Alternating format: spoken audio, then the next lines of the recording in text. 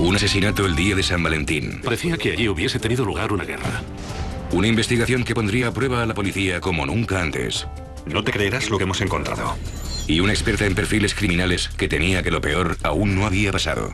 Ese individuo está tan descontrolado que no parará hasta que le detengan. En Beaverton, Oregón, la mañana después del día de San Valentín, una joven es encontrada muerta en su casa. 612, recibido. Voy camino de la carretera de Southwest Cherry Hill Drive. El sargento Mike Janin llegó al lugar de los hechos. No sabía si el agresor seguía en la casa, así que con precaución me acerqué a la puerta principal y vi que estaba entreabierta. Recuerdo que sonaba la música de una cadena. Al entrar, encontré el cuerpo de Julie en las escaleras. La víctima era Julie Ann Ritz, de 18 años. Vi que había una gran cantidad de sangre alrededor de la cabeza. Inmediatamente informé de ello y pedí a los inspectores que acudieran allí. A los pocos minutos llegó el jefe de policía David Bishop y se hizo cargo de la investigación. Está aquí, como puede ver. Lo primero que vi fueron un par de copas de vino vacías. Y luego en la encimera, junto al fregadero, había 2 tazas de café vacías. El agua había hervido tanto tiempo que ya no quedaba, por lo que supuse que quienquiera que estuviera allí iba a tomar café, pero decidió marcharse antes. En la planta baja no había señales de lucha. ¿Han forzado la entrada? No, encontré la puerta entreabierta. La empujé y entré. Luego, subieron al dormitorio de Julie. Parecía que allí hubiese tenido lugar una guerra. Las sábanas y todo lo demás habían sido arrancadas y daba la impresión de que 2 personas se hubieran peleado. Una prueba crucial. Llevad las sábanas al laboratorio, que busquen sangre, cabellos. Bishop sospechaba que la víctima había sido agredida sexualmente antes de ser asesinada. Ordenó a los técnicos que recogieran pruebas forenses de las sábanas. Seguiremos con el dormitorio. Y que los agentes hablaran con todos los vecinos. Alguien tenía que haber oído algo de tan violenta pelea. Hablamos con los vecinos para saber si habían visto u oído algo sospechoso durante la noche. Pero los vecinos se sorprendieron con la noticia y nadie recordaba haber oído nada raro. En ese momento no obtuvimos ninguna pista. El jefe Bishop volvió a la comisaría y empezó a investigar los antecedentes de Julie Ann Ritz. Todo el mundo la quería y era lo suficiente bonita para ser modelo. Trabajaba a tiempo parcial en una tienda para niños. Junto al fiscal de distrito, Chris Van Dyke, Bishop intentó reconstruir las últimas horas de Julie. Voy enseguida. Julie había asistido a una fiesta en la que había más de 100 personas. La policía tenía una larga lista de personas a las que interrogar, a las que investigar sus antecedentes, para averiguar qué relación podía haber entre los invitados y Julie Ann Ritz. Me gustaría que habláramos de Julie Ann Ritz. ¿Cree que deberíamos hablar con alguien? Los investigadores interrogaron a todos los asistentes a la fiesta. Y una y otra vez se repetía un nombre. Joe Lanza. Era un caballero que le había comprado un montón de cosas, ropa y demás, a Julie Ann. No es normal que un hombre de 38 años salga con una chica de 18 y le haga tantos regalos. Queríamos saber algo más sobre él. ¿Qué conseguía a cambio? Localizamos a Joe Lanza en uno de los mejores restaurantes de Portland. Estaba cenando. Al principio no quería colaborar.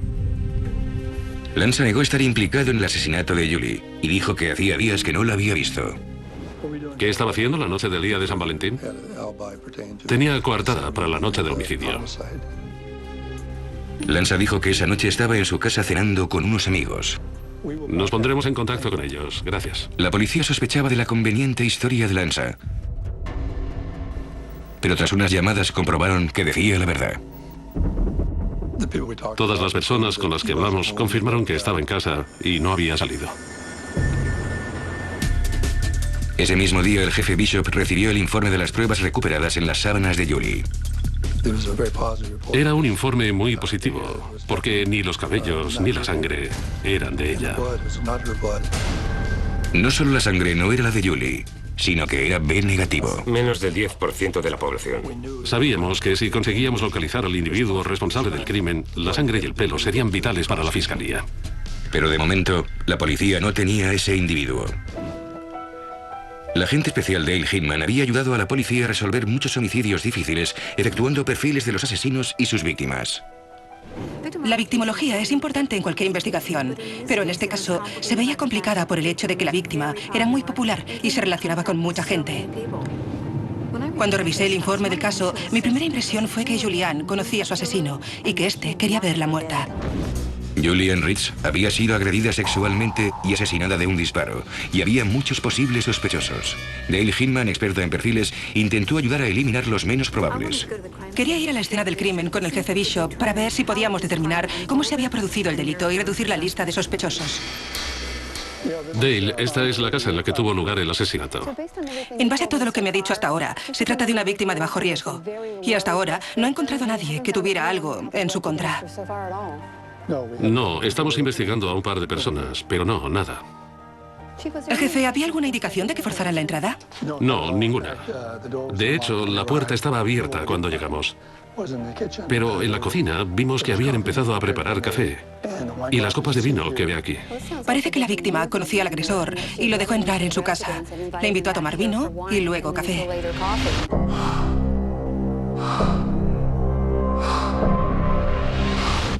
Parece que se trataba de alguien conocido y con quien se sentía cómoda.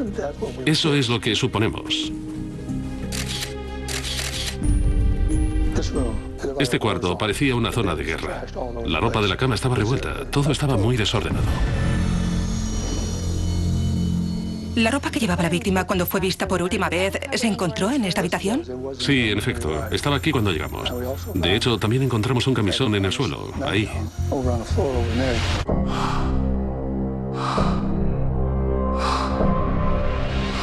¿Había alguna indicación de que el camisón de alguna forma hubiera sido cortado o roto? No, nada de eso. Estaba intacto. Parece que o bien la víctima invitó al asesino a su dormitorio, o bien sacó el arma en la planta baja y la obligó a subir. La obligó a quitarse el camisón y entonces la agredió sexualmente. Le mostraré dónde encontramos el cuerpo. Muy bien. Aquí es donde encontramos el cuerpo, aquí. Se veía claramente, en base al rastro de sangre, que le había disparado aquí arriba y luego cayó por la escalera. Eso sugiere que o bien el asesino obligaba a la víctima a bajar por la escalera cuando le disparó, o bien que ella escapara del asesino y corriera en esta dirección. Él la persiguiera y la cogiera ahí.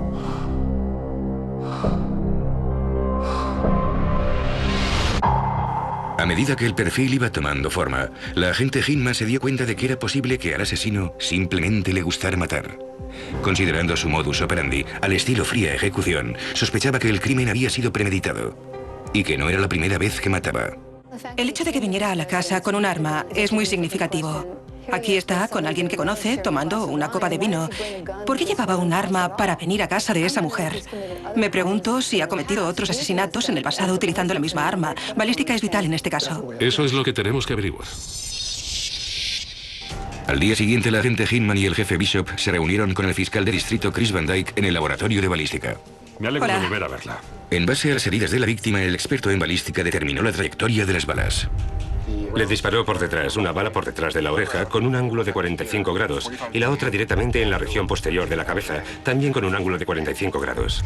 Eso confirma lo que dijimos en la escena del crimen, que la víctima bajaba por la escalera y el asesino la seguía. Las manchas de sangre indicaban que el cuerpo se encontró exactamente donde había caído.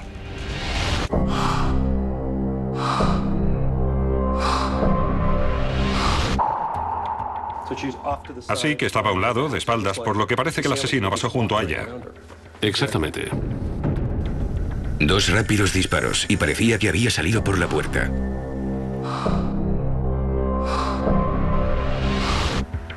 El experto de balística había identificado el arma utilizada. Era un arma muy parecida a esta, probablemente un revólver Smith & Wesson del 38. Un arma corta muy común y una munición también muy común. Desde luego. Para los investigadores era otra pieza del puzzle. Bien, jefe, el asesino tenía que conocer a la víctima y estar relacionado con ella socialmente. Posee o tiene acceso a armas de fuego y es muy probable que tenga un historial de violencia.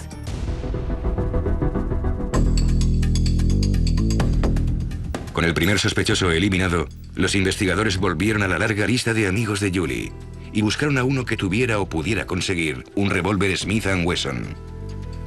Por fin les informaron de alguien que podía encajar con el perfil. Dedicamos especial interés a un individuo llamado Paul Grant. Paul Grant había asistido a la fiesta del día de San Valentín y había pasado mucho tiempo con Julie, pero eso no era todo. Tenía acceso a muchas armas. Trabajaba en una empresa dedicada a la fabricación de armas de fuego. Y lo más alarmante, En su pasado, había vivido algunas situaciones sexuales comprometidas. Los investigadores llamaron a Grant para interrogarle. Inmediatamente, su conducta aumentó sus sospechas. Quería hablar con un abogado. Cuando alguien requiere tan pronto la presencia de un abogado, saltan todas las alarmas. Grant se negó a que le extrajeran una muestra de sangre y del pelo. Luego, dijo algo que convenció a la policía de que habían encontrado a su hombre. Le pedimos examinar la ropa que llevaba esa noche para buscar restos de sangre.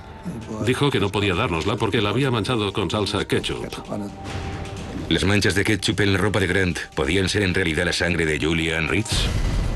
Los investigadores creían que Paul Grant había matado a Julian Ritz, pero sin ninguna prueba. Solo podían basarse en sus sospechas. El hecho de que Paul Grant pidiera enseguida a un abogado y se negara a dar pruebas forenses para compararlas con las encontradas en la escena del crimen era muy sospechoso. Era amigo de Julian y, si realmente era inocente, ¿por qué no quería ser eliminado como sospechoso y dejar que la policía siguiera con su trabajo y detuviera al asesino?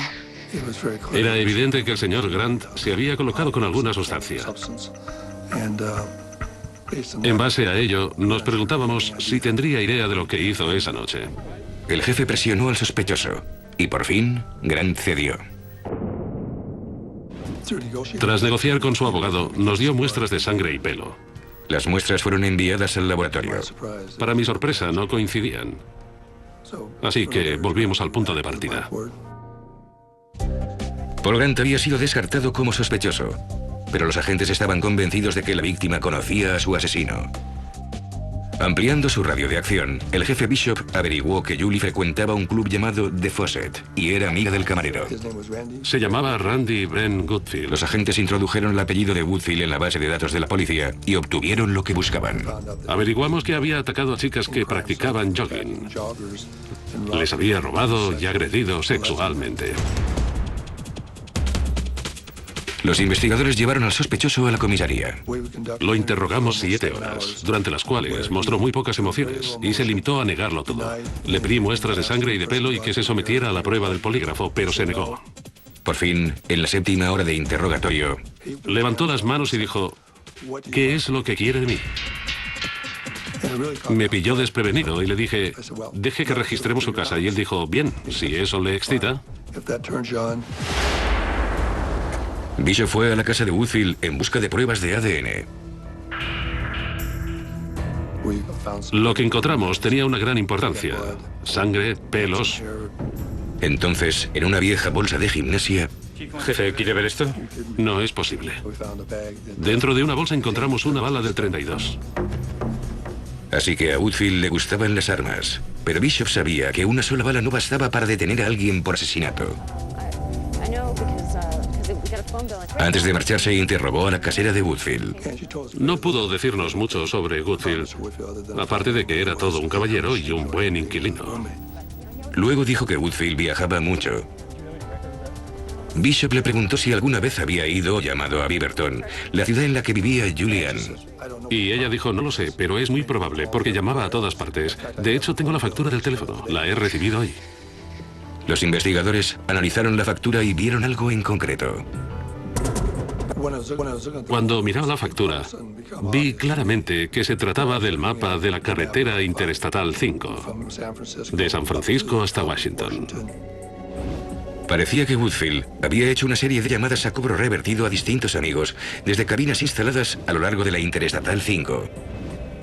Bishop se dio cuenta de que las cabinas estaban cerca de una serie de robos, violaciones y asesinatos recientes. Daba miedo. Se me pusieron los pelos de punta. ¿Era posible que Randy Woodfield fuera el asesino en serie que había actuado en el noroeste del Pacífico? Los medios llamaron a ese hombre el bandido de la I-5 porque cometía robos en la Interestatal 5. Cuando cambió y empezó con los asesinatos, pasaron a llamarle el asesino de la I-5. Debido a que Julian Ritz fue asesinada en Beaverton, a media hora de distancia de la Interestatal 5, su homicidio no fue relacionado con los otros. Y lo que lo diferenciaba es que todo el mundo suponía que conocía al agresor y las otras víctimas, por el contrario, no. De vuelta a la comisaría, los agentes estudiaron los informes de los casos de Julian Ritz y los de la Interestatal 5. Querían saber si Randy Woodfield coincidía con el perfil desarrollado por la agente Hinman. Randall Brent Goodfield. Sus antecedentes se remontaban a su etapa en el instituto, cuando fue detenido por exhibicionismo, y luego pasó a los delitos sexuales que nos ocupan hoy. La agente Hinman estaba familiarizada con el patrón. Se suele considerar el exhibicionismo como un perjuicio a la comunidad, pero en muchos casos puede ser el inicio de delitos mucho más violentos. Pasó 3 años en la penitenciaría estatal de Oregón por robo, y después varias detenciones por exhibicionismo. Para Hinman, su apariencia inofensiva era propia del arquetipo del asesino en serie.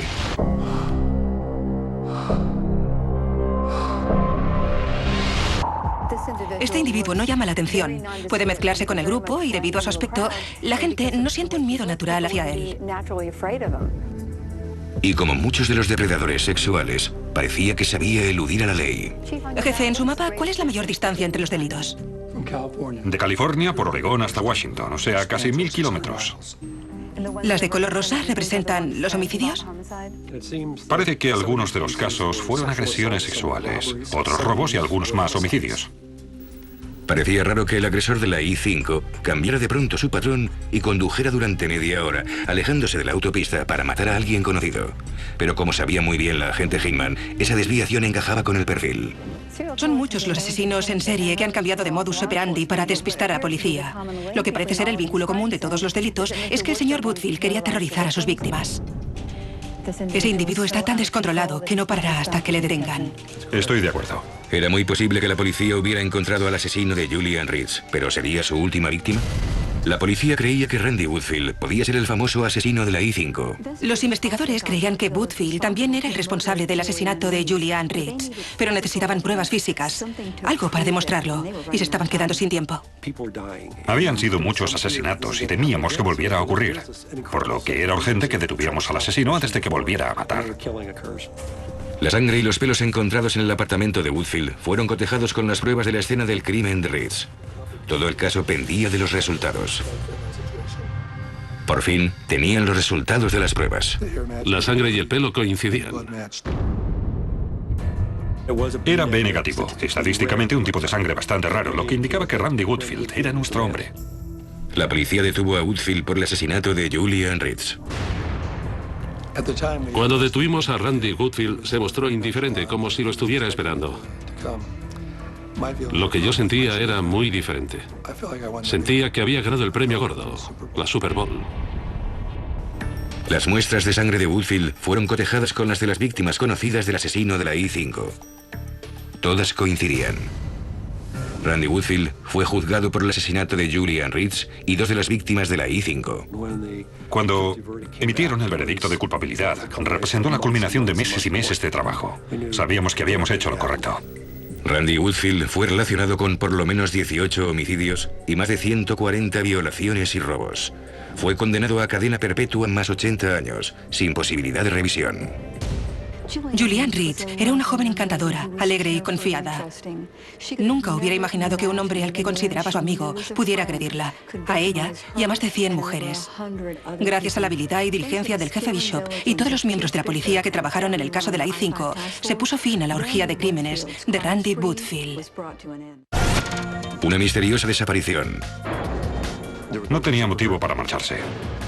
Una pista que se había enfriado. No sabíamos dónde buscarla. No sabíamos a dónde había ido. Pero la agente Hinman vio un secreto oculto a la vista de todos. La cantidad de sangre indica juego sucio, pero no un asesinato. ¿Podría una experta en perfiles ayudar a resolver este misterioso caso? Condado de Cattaraugus, coche 12. Acuda a la llamada de una persona desaparecida. Una mujer rubia, estatura 1,65, 50 kilos de peso. Un viernes, en el condado de Cattaraugus, Nueva York, se denunció la desaparición de Tammy Smith, de 21 años. No fue a casa de su madre, ni tampoco regresó a la suya. Nadie la había visto ni sabía nada de ella desde el jueves. Su coche también había desaparecido. Me llamaba todos los días, 2 o 3 veces. Así que sabía que si no me había llamado, algo malo le había ocurrido. Los investigadores empezaron a buscar pistas en la casa de Tammy. Todos sus objetos personales seguían allí.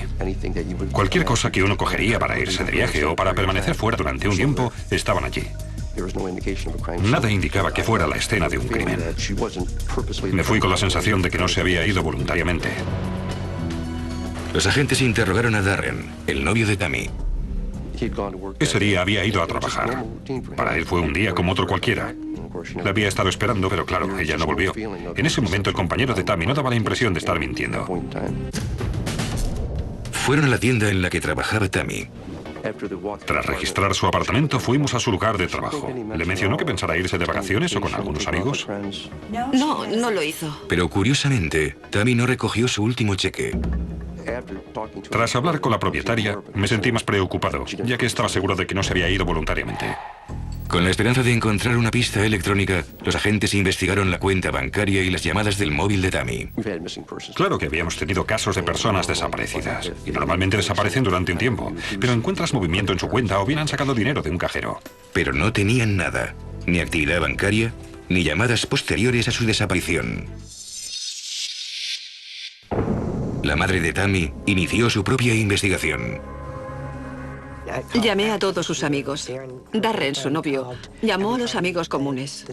Imprimí carteles de persona desaparecida y mucha gente me ayudó a pegarlos.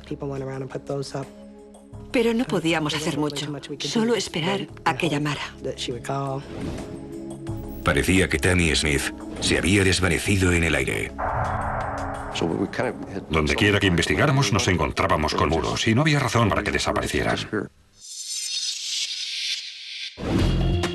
Una semana después de la desaparición de Tammy, un agente del condado de Allegheny vio un coche sospechoso en el aparcamiento de un centro comercial. Cuando comprobó la matrícula, el caso de persona desaparecida dio un giro escalofriante. El coche estaba registrado a nombre de Tammy Smith. El investigador William Fish se reunió con el agente Ensel. El cristal de una de las ventanas traseras había sido roto, pero no había cristales en el suelo fuera del vehículo, solo en el interior. Estaba lleno de barro, muy sucio, lo que indicaba que posiblemente había circulado por una carretera embarrada. Al registrar el coche, encontramos lo que parecían ser perdigones o postas, así como gotas de sangre. Lo tratamos como escena de un crimen debido a la sangre y no puedes evitar pensar que el caso ha adquirido otro cariz. Porque sigue tratándose de una investigación de una persona desaparecida. Pero estás preparado para lo peor.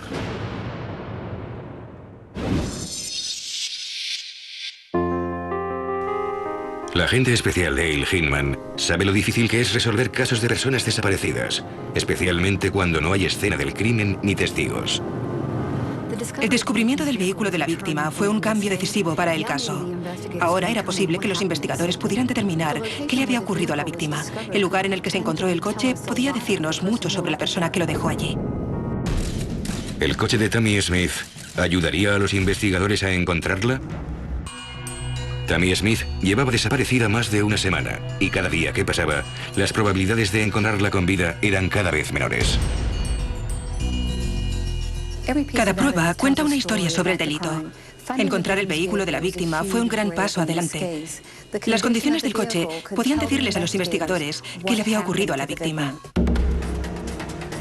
Los investigadores John Ensel y William Fish llevaron al agente Hinman al depósito en el que estaba el coche de Tammy Smith. Este es el coche de la señorita Smith que encontramos en el centro comercial. Según el laboratorio, ¿cuál era la trayectoria de los perdigones? Desde fuera adentro. También encontramos algunas postas. Se puede ver que la ventana trasera está rota y que casi todos los cristales rotos están en el interior del coche.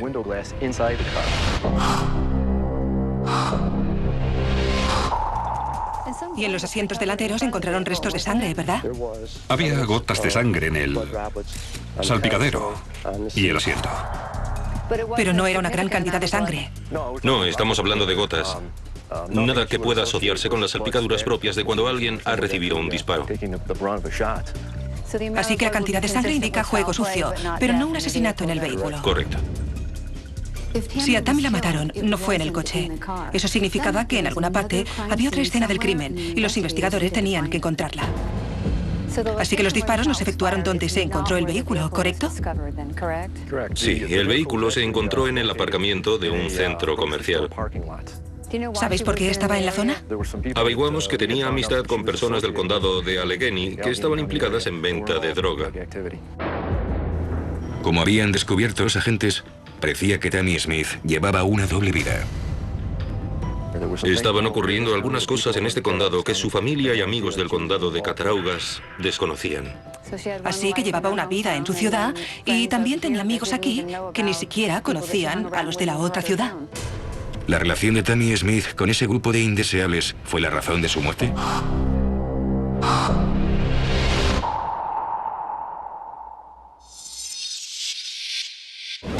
La agente Hillman pidió a los agentes que la llevaran al aparcamiento en el que había sido abandonado el coche de Tammy, a unos 60 kilómetros de su casa. Aquí es donde se encontró el coche, en el aparcamiento del centro comercial. ¿Es esta una zona con un alto índice de criminalidad? Se sabe que en algunos de los establecimientos de aquí hay actividades relacionadas con las drogas. Tal vez ese individuo se sienta cómodo en esta zona. Puede que viva o trabaje cerca de aquí, razón por la que trajo el coche hasta aquí. Tiene que estar familiarizado con la zona, porque sabía que podía traer el coche y no habría testigos.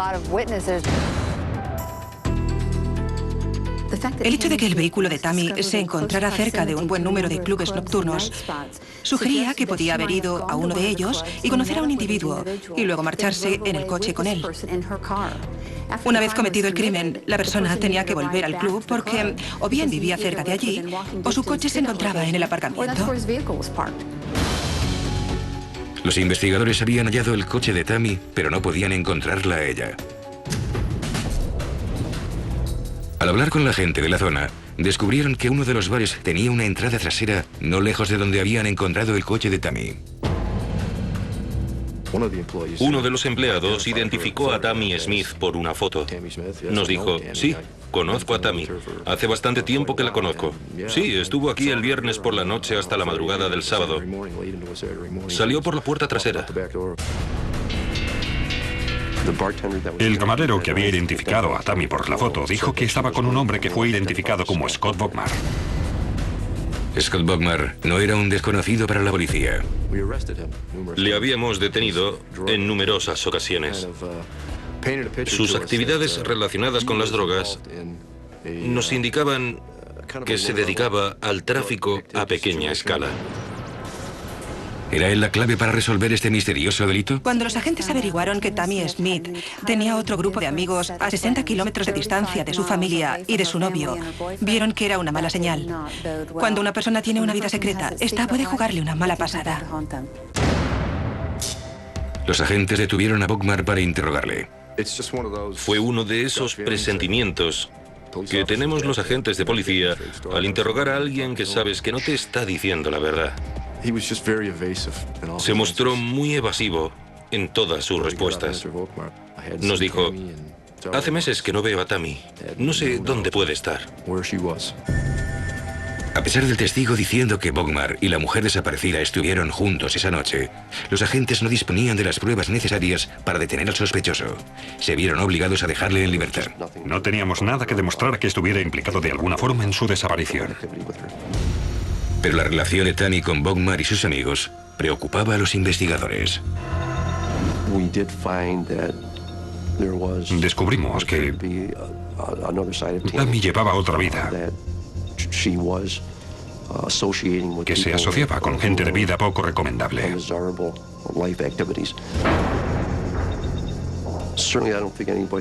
No creo que nadie sospechara que se relacionara con esa gente.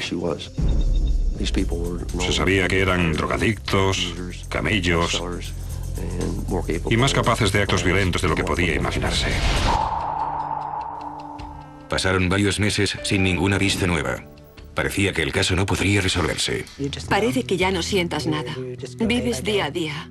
Es muy emotivo, muy duro, muy difícil. Pasar por ello es algo horrible.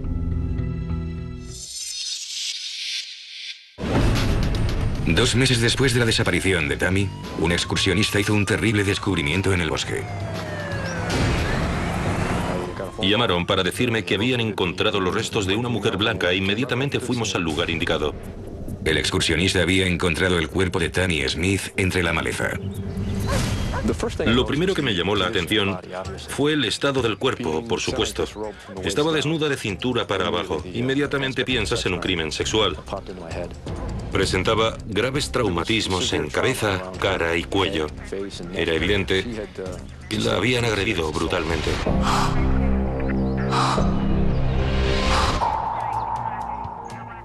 Las pruebas estaban por todas partes.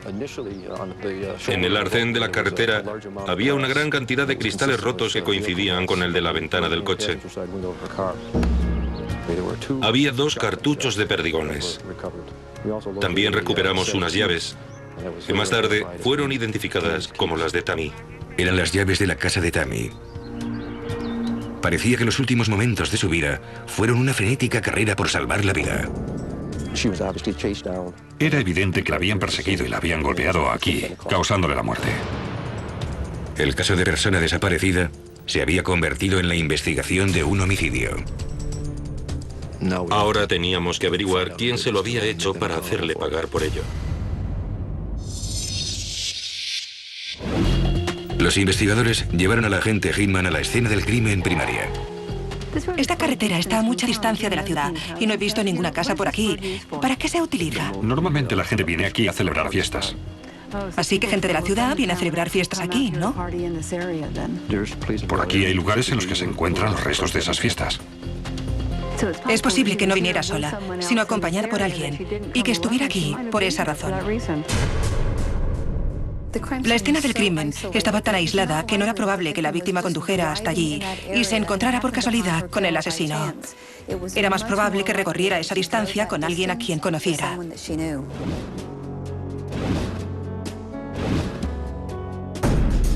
Los investigadores llevaron al agente Hinman al lugar en el que se encontró el cuerpo de Tammy Smith. ¿La víctima llevaba la misma ropa que la última vez que había sido vista? Sí, en efecto. La víctima se encontraba aquí, de espaldas. Creo que es significativo que la primera herida a la víctima fuera la producida por el asesino disparándole cuando estaba en el coche. Es decir, ha dejado de ser un ataque impersonal y distante para pasar a ser uno muy personal en este lugar.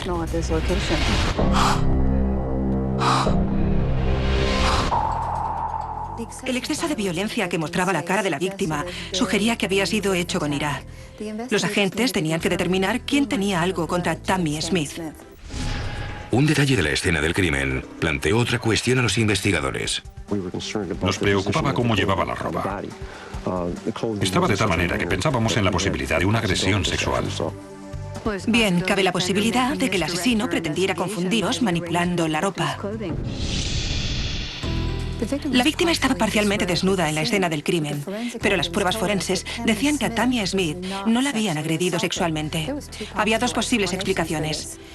O bien el asesino no pudo realizar el acto, o bien quería confundir a los investigadores.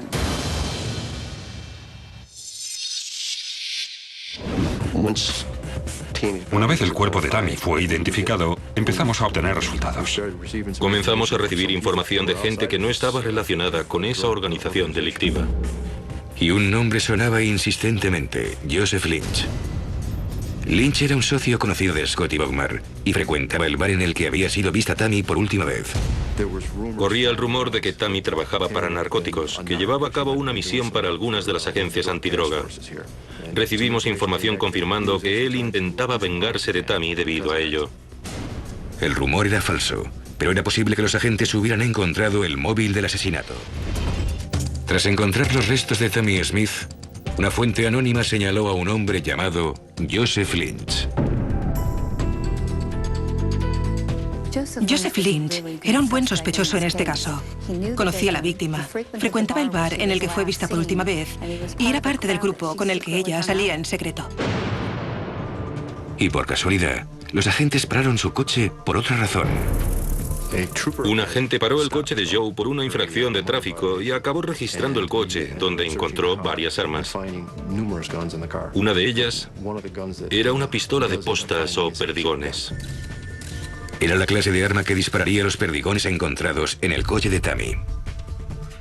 No tenía licencia para ella, por lo que se le confiscó al igual que las otras armas del coche. Los agentes llevaron a cabo un estudio de balística y descubrieron algo fundamental. Una de las armas resultó ser la que se empleó para dispararle a Tammy. Los agentes interrogaron a Lynch. Joe empezó diciendo que no tenía nada que ver con su muerte. Admitió que Tammy había ido a su casa, donde estuvieron fumando y después, según dijo, ella se marchó. Cuando los agentes le dijeron que su arma era la que había disparado los perdigones encontrados en el coche, Lynch admitió haber matado a Tammy. La había llevado a ese lugar de la carretera Brown tras haber intentado comprar droga. Cuando estuvieron en la carretera Brown, fumaron hierba y él pensaba asustar a Tammy, ya que suponía que trabajaba para narcóticos. Lynch le dijo a Fish que se apeó del coche y le disparó a Tammy por la ventana.